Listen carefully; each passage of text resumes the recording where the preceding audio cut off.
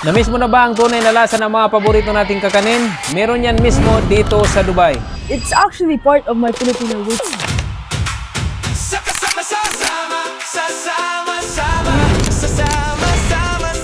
Wala nang intro-intro, pagkalapag pa lang ng mga pagkain sa misa, inatake na kagad ng mga kasama ko. Paminsan-minsan lang kasi makakain ng ganitong mga pagkain Pinoy, kaya lamon jud. Pakiramdam ko, nasa piyestahan ako kumakain.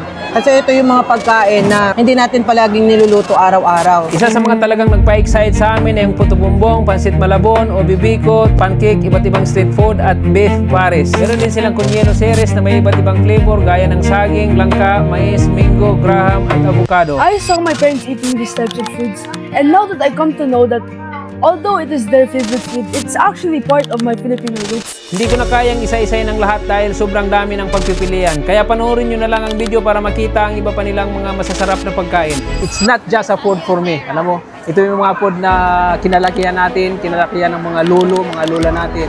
Ito yung identity natin bilang isang Pilipino. Nagpapasalamat tayo sa merienda na dinala ang pagkain na to dito sa Middle East. At dahil sa init ngayon dito sa iyo, hindi mawawala ang kanilang mga pampalamig. May avocado, melon, black kulaman, buko, lemon mint at marami pang ibang refreshing na inumin. Sarap! Kung gusto mong maibsan ng umsik sa mga paborito nating merienda, bisitahin ang merienda na matatagpuan sa loob ng Kliba Al Gurir, Dubai.